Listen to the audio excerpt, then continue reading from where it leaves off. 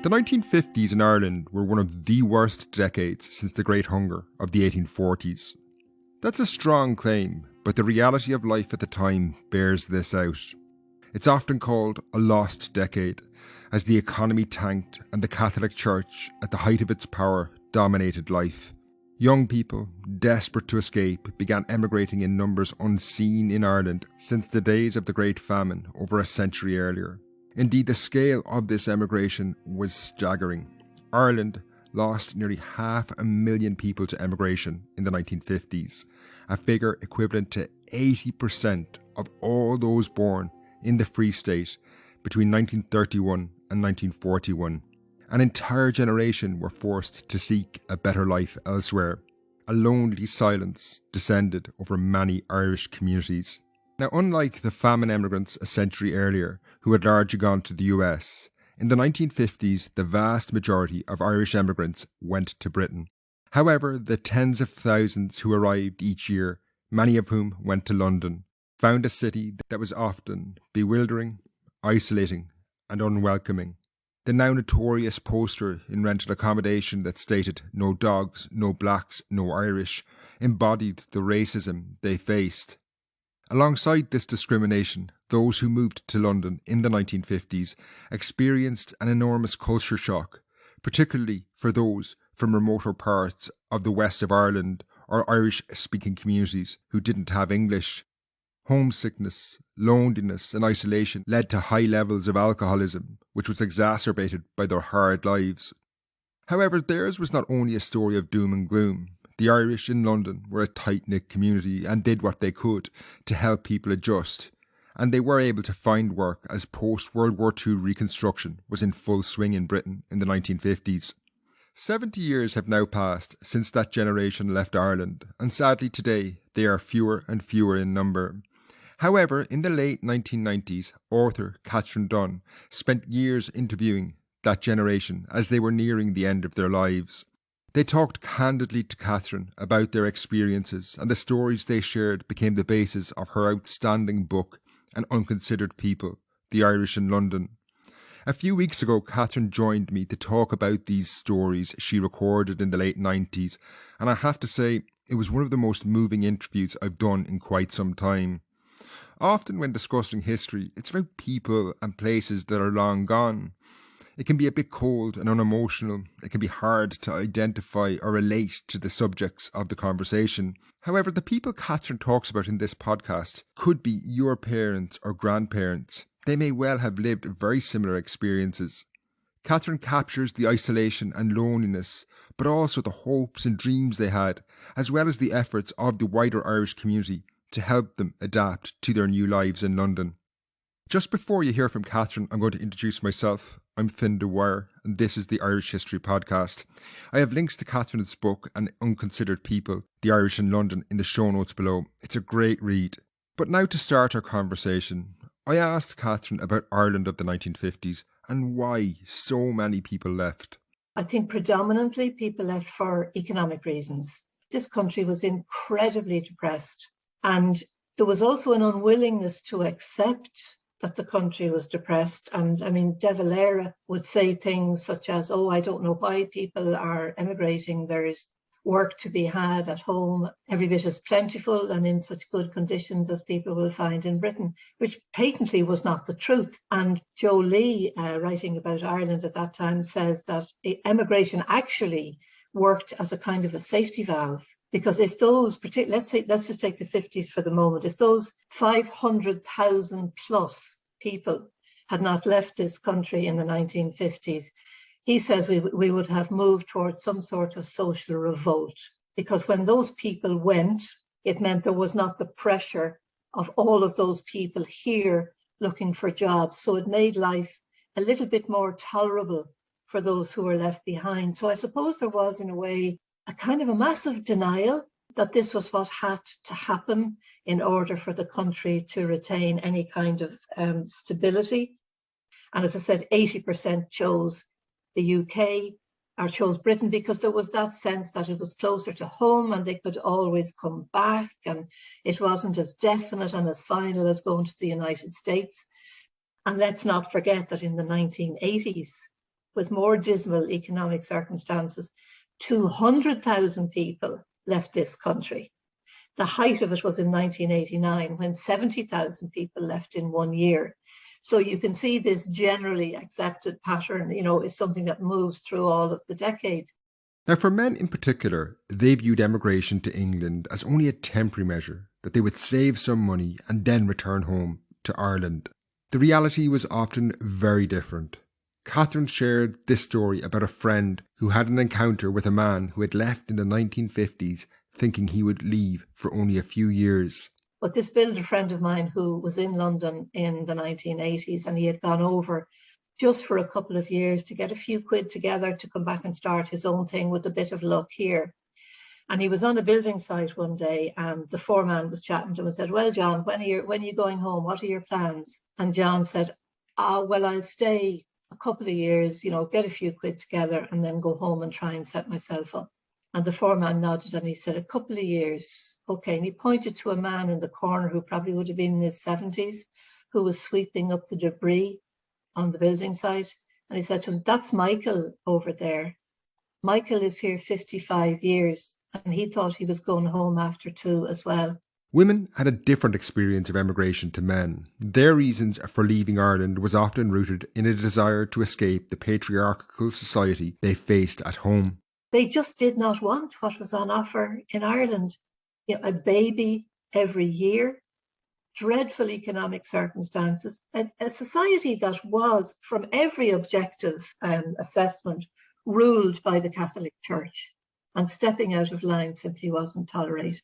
And of course, then you had the other women who left for that reason, which has been in the headlines so much in the last few years. They left because they were pregnant. And shame drove them out of this country. So it was in a way in which, I suppose, similar to the way we probably tackled abortion afterwards, although taking the boat in the 1950s had a different resonance from taking the boat in more recent decades here. Taking the boat for women was to escape to Britain, to a better way of life. And if they were pregnant, so that they could have their child in Britain, have it adopted and come home and maybe have nobody at home know any different. So they would have been treated with a mixture of shame, denial, and just blindness. Just as long as they're not here, we don't have to worry about them. Many Irish people, both men and women, faced a major culture shock when they arrived first. Ireland of the 1950s was a very different place to London. There was an enormous culture shock. Let's say men from the west of Ireland who would arrive in Britain, and often men who went from Connemara, from the Gaeltacht areas, didn't speak any English. So they had the double kind of culture shock of being somewhere where they weren't understood in all senses. Their language wasn't understood, their culture wasn't understood. And also, if you think of the vastness of London, from people who left from Roscommon, Leitrim, very, very isolated parts of rural Ireland, to suddenly arrive in all of that chaos of trains and tubes and cars on the road and millions of people.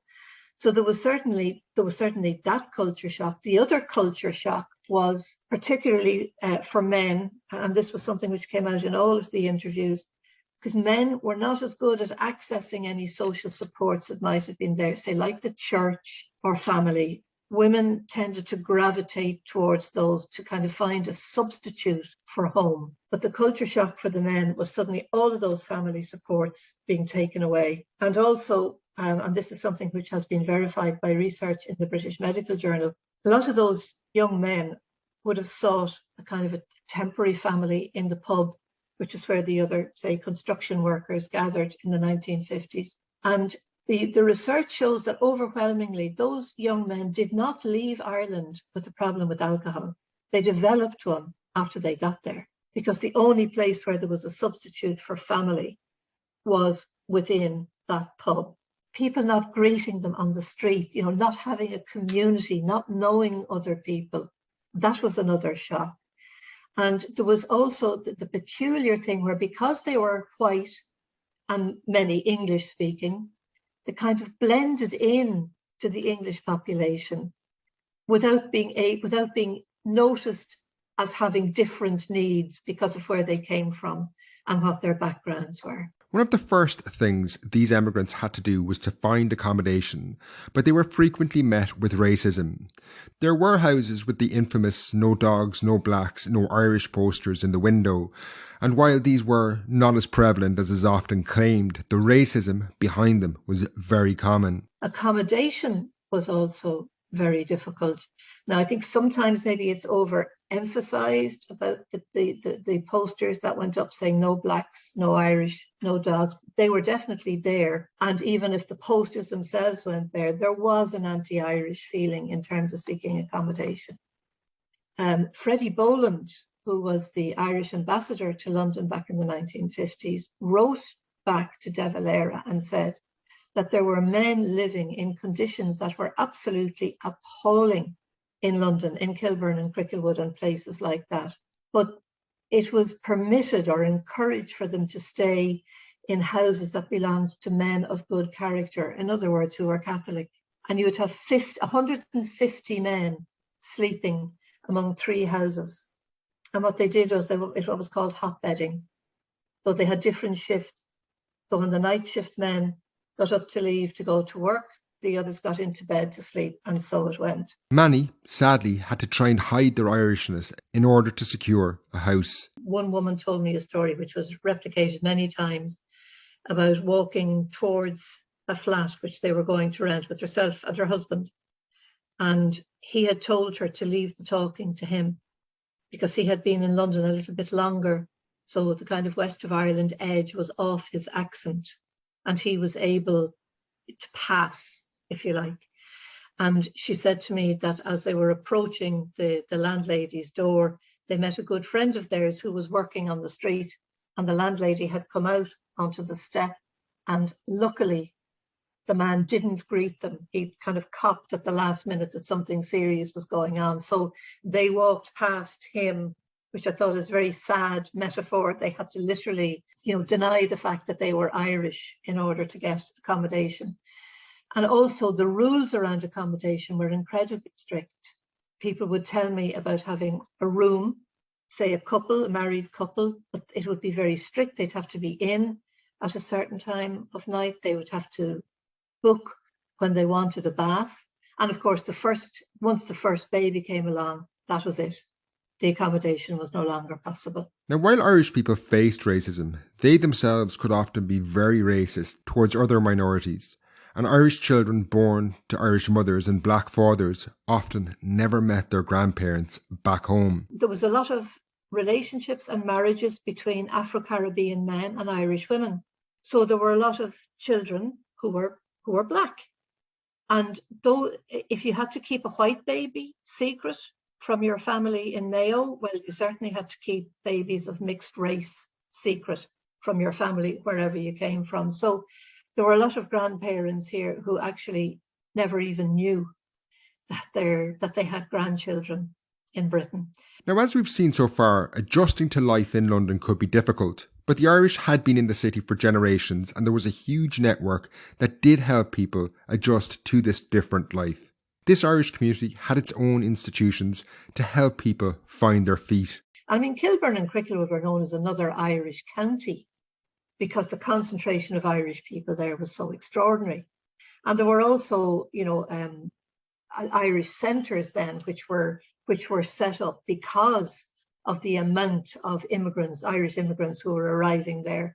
And therefore, like the Irish Centre in Camden, for example, that set out then to help those who were newly arrived with accommodation, with, for example, social welfare entitlements, which they were entitled to, because there had been a law passed in 1921 which entitled Irish people working in Britain to social welfare. But a lot of the social welfare staff would have been ignorant of that legislation.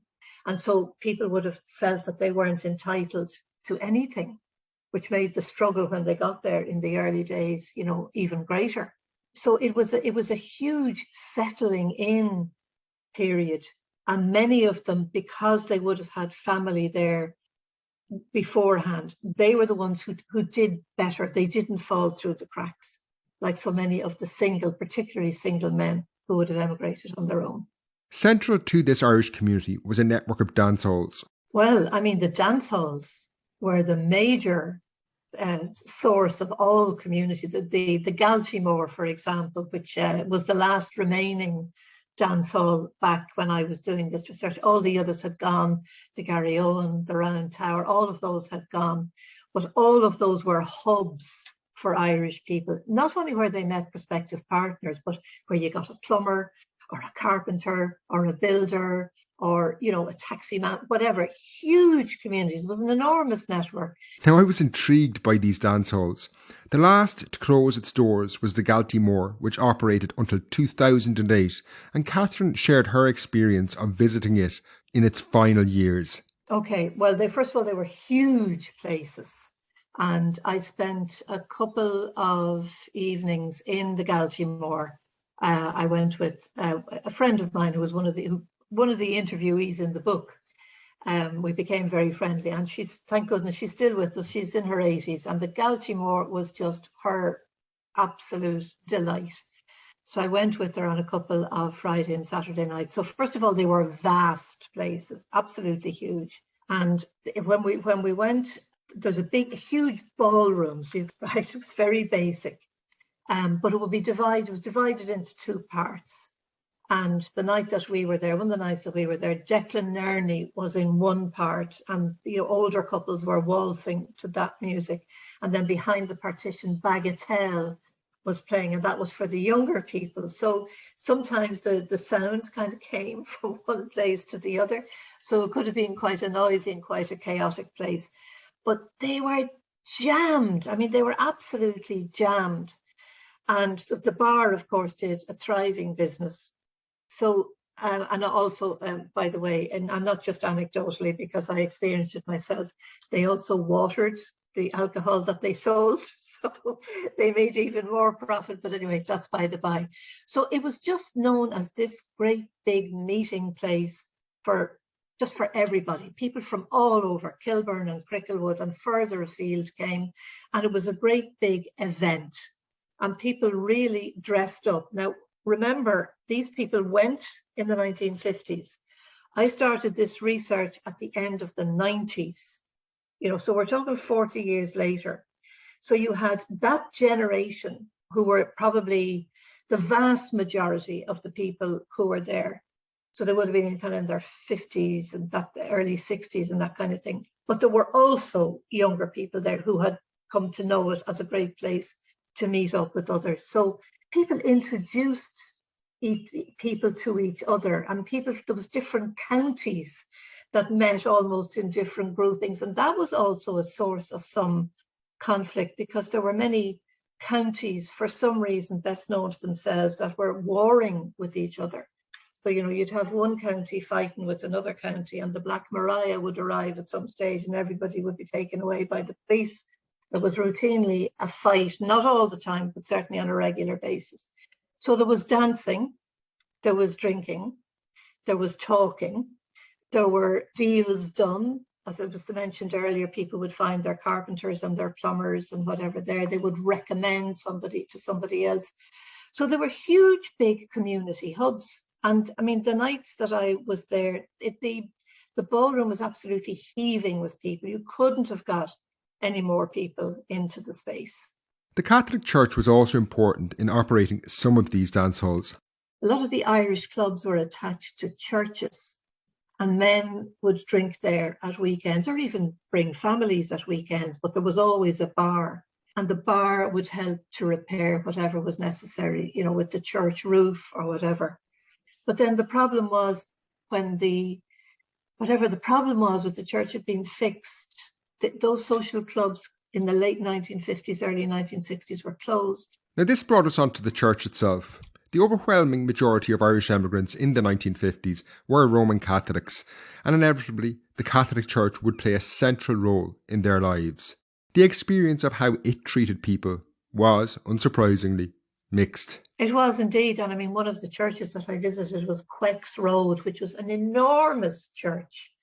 Something like the enormous churches we still see here that are now empty, but Quex Road in the 50s would have been absolutely bursting at the seams.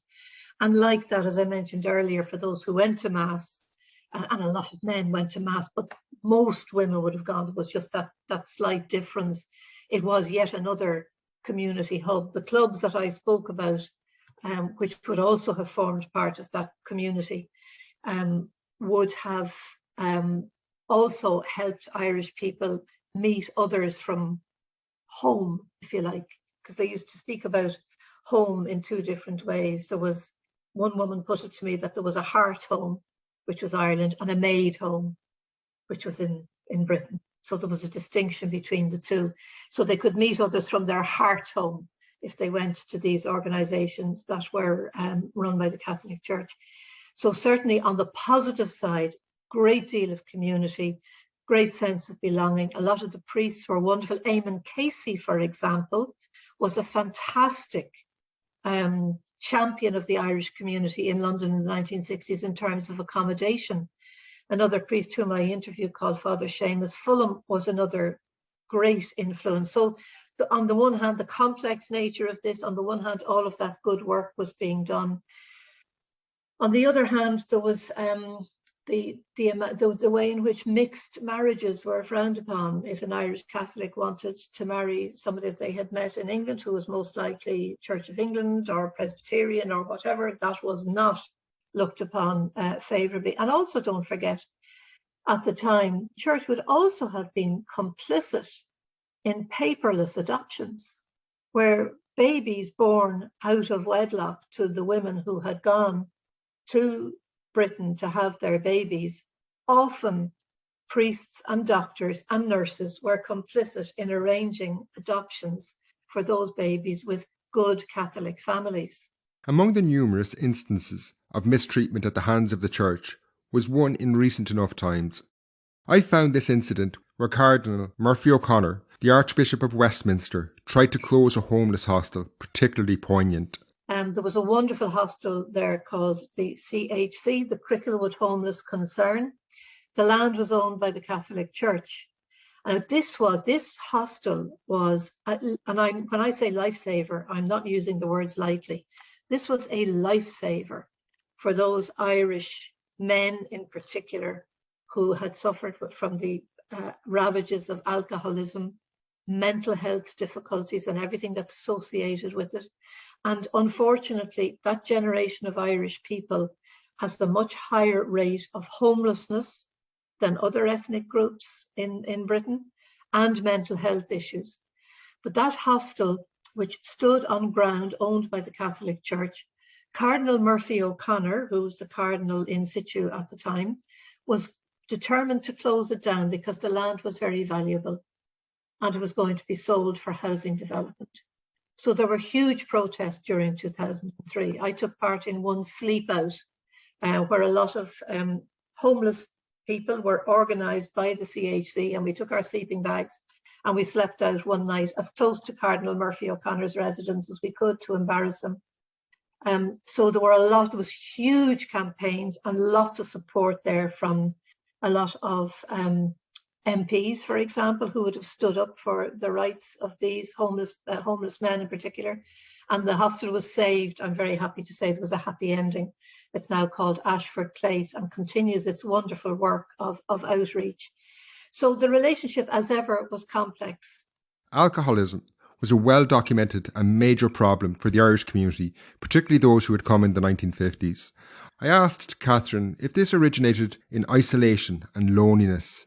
It did, absolutely. And I mean, you're absolutely right. The reasons why people would have overindulged would have been because of loneliness and isolation.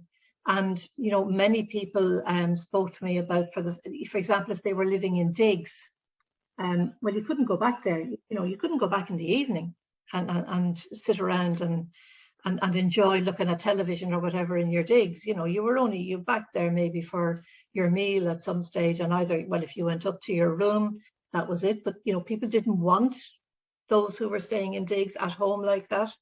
So they would inevitably seek solace in the pub. And I think I mentioned earlier that all of the research would show that particularly the young men who went to Britain in the 1950s did not arrive with alcohol problems, but they certainly developed problems with alcohol while they were there. Now, this problem was exacerbated by the fact that so many saw themselves as temporary emigrants, so they never wanted to regularise their presence in England and sought to cash paychecks in pubs, leading to circles of exploitation, abuse and alcoholism. They got paid by cheque, but they didn't want to be officially in Britain because in their heads they were always coming home next year. So they couldn't cash the cheques anywhere. So the landlords in the pubs in Kilburn would cash their cheques, but the cheques weren't cashed until midnight. So you arrived in on a Thursday or a Friday, whenever you got paid with your cheque, and you drank with your mates until midnight, and then you got your cheque cashed, but you got what you had to drink taken out of it. So you got a vastly reduced amount, and then you repeated the same process the following week. Before we continue the conversation with Catherine, I have two important announcements. So in September, I'm starting a series on the Civil War with Dr. Brian Hanley from the History Department in Trinity College, Dublin. And secondly, I'm organising a supporters trip to Wales to visit the stunning Conway Castle. Now, both of these are exclusively available to supporters of the show on Patreon or Acast+. Their support is, after all, the backbone of the show. But if you enjoy the podcast and would like to join me on that trip to Wales and get that Civil War series along with hours of additional content, early access to the show and ad-free episodes, you can become a member today at patreon.com/Irish podcast. There's links in the show notes below. It's a really easy process. You just go to patreon.com/Irish podcast and take it from there. Hopefully you'll be able to join me on that trip to Wales. It's going to be a really great event. We're going to the most stunning of castles, that's Conway Castle, and you'll get all the other exclusive features while helping me to produce the podcast. That address, one more time, is patreon.com/Irish podcast. You'll find it in the show notes below. Now to return to the story of the London Irish. The onset of the Troubles in the north of Ireland led to a sharp rise in anti-Irish racism across Britain. The conflict would last nearly 3 decades, and it would prove to be an extremely difficult experience for the Irish in London. Catherine explains what it was like. That was very difficult. Universally, that was very difficult. All of the people I interviewed would have said the same thing. First of all, there was all of them had grown very surprised at the ignorance of the general British population, the man on the street, if you like, the mythical man on the street, who knew absolutely nothing about the north of Ireland or its relationship with the rest of Britain. So there was that for a start. So there was complete incomprehension as to why this was happening. And obviously, those of the Irish community bore the brunt of that, ignorance, and then latent racism, which very much came to the surface during those years of the 80s. And some people told me about speaking across the garden fence, to neighbours that they would have had for 20 years and be told, why don't you go back where you came from? A lot of them then who said they were very careful about not opening their mouths. I worked in London for a couple of summers during the 1970s while I was at university. And I learned very quickly to keep my mouth shut. And I didn't open my mouth on the tube or the train if I was trying. We just understood implicitly that we didn't. We were there when some of the bombs went off in London, and you did not advertise the fact that you were Irish. And then Tony Marr in particular speaks about where he would try. He said the embarrassment with his neighbours, the embarrassment was equal on both sides. He was embarrassed at being Irish. They were embarrassed at asking questions about what was happening in the north. But his attitude about it was that when he came home to Kildare, he said his family in Kildare didn't want to talk about the north either. He said, that's nothing to do with us, leave that alone. So it changed. It changed the attitudes where people lived and also where they worked. And Kevin Casey, a man I mentioned earlier, he was working on a factory floor somewhere, and somebody called him Paddy and had some disparaging comment to make. And Kevin took him on and he challenged that racism. But most people found it very hard to challenge, particularly if it was with neighbours that they had known or workmates, people that they had a good relationship with. So it made it very difficult. It made it very uncomfortable. It made the Irish community go very quiet for a long period of time. The difficult experiences many faced in England led to a romanticisation of life back home in Ireland. Catherine now explains this, how it was frequently baseless and that it only enhanced the sense of homesickness and loneliness. One of the problems then which happened when, you get these people who were, feeling very isolated, feeling very lonely, feeling stuck where they were without the option to go anywhere else. And then in those kind of pub conversations, you'd find developing the kind of mythology about Ireland, that everything in Ireland was wonderful, which made the sense of isolation even greater. I mean, I remember sitting in an Irish club in Edgware, and it was mostly Mayo people who were there on that day, and just listening to the conversations. I did an awful lot of listening. You'd never believe it with the way I'm talking now, but I did a lot of listening, just getting people to tell me their stories. And there was this conversation going on about how all of the taxation system in Ireland was so fair and that nobody was ever dealt a bad hand by the revenue. Whereas you look at Maggie Thatcher's poll tax, and I'm listening to this going, hang on a second. The picture of Ireland that was emerging from these conversations was certainly not the Ireland that I grew up in or the Ireland that I knew. And it became fueled then by alcohol and fueled by all of those people getting together with the same feeling of social isolation and loneliness and bitterness about Ireland in one sense, but at the same time looking back on it as Mecca. And all they wanted to do when they retired then was get back to Ireland. The desire to return home differed between men and women, but even for those who did make it back, the reality they found back in Ireland was very different than the image they had in their heads. Women in particular had their children and grandchildren there who had no interest in coming back to Ireland. They did not want to return. A lot of the men still held on to the dream that this is where they wanted to come back to.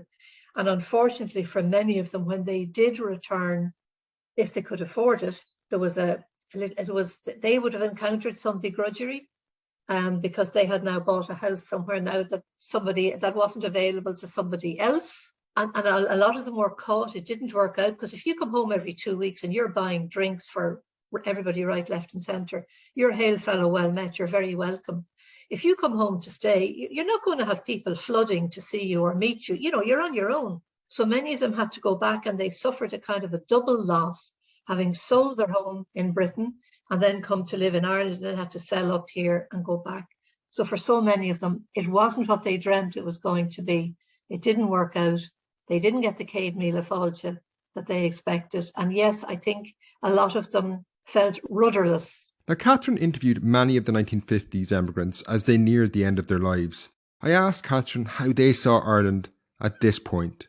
She began by telling me about a bitterness that could linger with family members at home.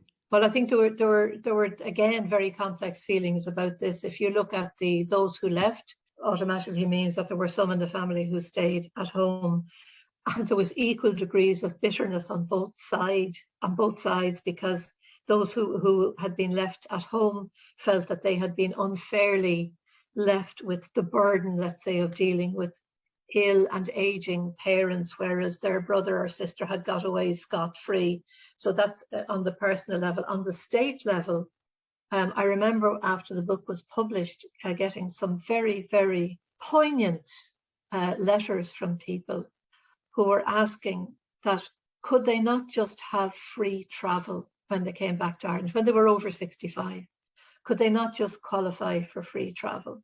And when you look on the economics of this, and one of the statistics that always stands out for me, in 1961, the education budget for this state was £13.5 million. Right, that's the entire education budget that the state had to spend.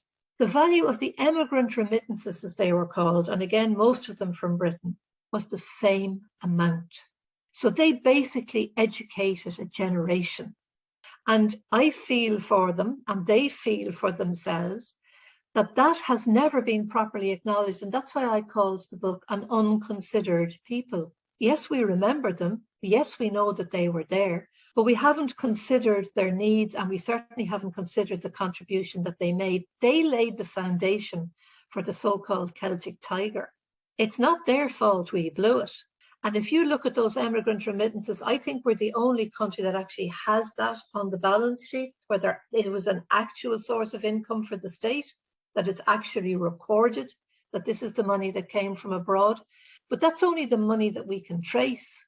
Money came home in envelopes, wrapped up in newspapers, in birthday cards, sent back with neighbours. So I would think that there's an awful lot more money that came from those emigrants that hasn't been recorded or acknowledged. So I understand their bitterness, and it was quoted in the Dáil actually that those returning emigrants from Britain, despite all of that contribution, they had no greater rights than any other EU citizen returning to settle in Ireland. And that's something that really, really rankles. To enter discussion, I asked Catherine about the second generation, the children of people born to Irish emigrants in England, and how they identified. Did they see themselves as Irish or British? There's a kind of a dividing line between the first and the second generation Irish. Second generation Irish, those children who were born either to one or two Irish parents, that the families tended to divide very neatly down the middle, and some of the kids would be mad about Ireland and would identify as Irish, and the other half would say, no, we're English. This is where we were born, and this is our football team, and this is where, we live in Brent, or we live in Edgware, or we're from wherever, and we're English. And okay, they would acknowledge that they had an Irish heritage, but it didn't mean a whole lot to them. You can find Catherine's book, An Unconsidered People, The Irish in London, in the links in the show notes below. It's a really great read, and it's really accessible, based around some of the stories she shared in this podcast. As I say, there's links in the show notes below. Don't forget, if you want to get that upcoming exclusive series on the Irish Civil War, join me on patreon.com/Irish podcast to get that and hours of exclusive content, as well as ad-free episodes and early access to each show. Until next time, Slán.